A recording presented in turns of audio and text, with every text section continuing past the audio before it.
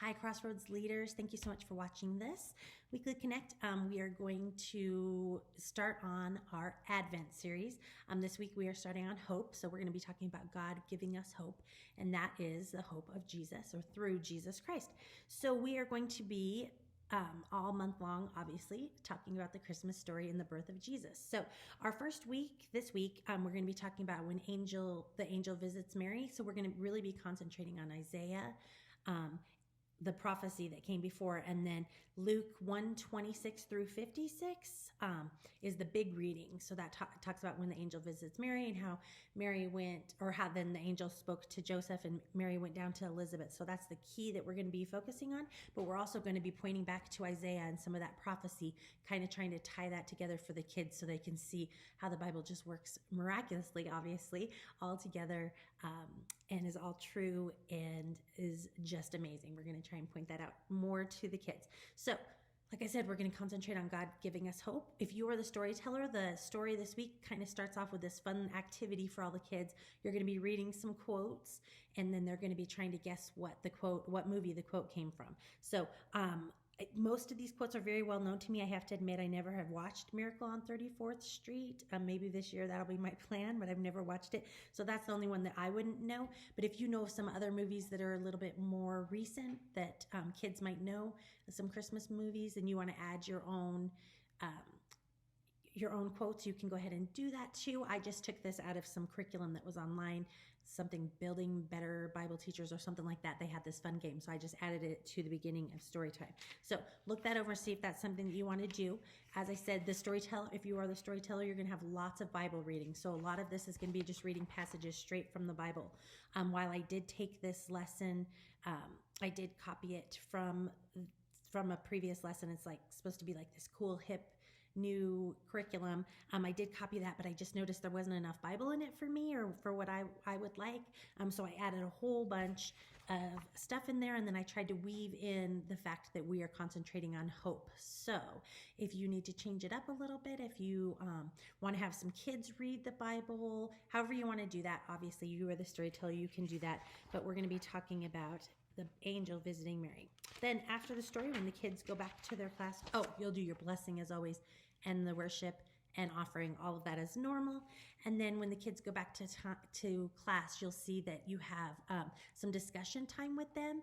And what I had done is I was just thinking maybe you would read Mary's poem or Mary's song and kind of discuss that with the kids. So I put that first in your curriculum, but I did notice that this craft is a little bit more difficult. So you probably are going to want to start with the craft and then use the discussion time to end your time as parents are picking up. So maybe flip-flop those two, however you want to do that. The craft, we're making an angel. It really is easy, but there's a lot of steps. So I put a YouTube video link in your curriculum. So I'll attach that to this Weekly Connect in this email, and you'll be able to just look at that video and watch that a couple times through to make sure that you have the idea of how to do this. Maybe try it at home without the bead. I would assume you'd have everything but the little bead, and those will be provided for you in class. So that's it. Next week, we will be moving on to the journey to Bethlehem.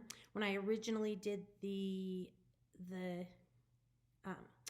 curriculum, we were going to do this week separate from next week, and next week was going to talk all about Joseph and the things that he was going through. But then we found out that we're not having 4 Sundays this month. We're only having 3 because they're not going to do a Sunday school the week of Christmas. So I kind of condensed them. So that's why this story is pretty long. I condensed them and then I switched stuff around. So next week is actually the journey to Bethlehem. So the copy that I'm sending to you is the copy that tells us the proper Bible work that's going to be for next week. The copy that you'll have in your room, I had already made copies of it before we found out that this was all switched. So it's going to be a little bit different. The Bible work will say something different, but everything else should be correct on it. I just didn't change it because I didn't think printing up the whole new thing there was no reason to do it. So I think that's it for this week. Sorry, I'm just babbling on and on. Thank you so much for all of your time and effort that you put in, and just welcome to the Advent season. I'm so excited that we're going to be joining the people downstairs, and that Alicia did so much work on our Advent Lego set that the kids are working on too. If you don't know what that's about, if you haven't heard about that, we did have some kids, some families sign up for that. We actually had quite a few families sign up for that. People that are going to be doing it at home, and people and the kids that are going to be coming to Sunday school. So check that out online too. So as a teacher, you can answer their questions in case the kids ask that. All right, I think that's it. I think I did everything.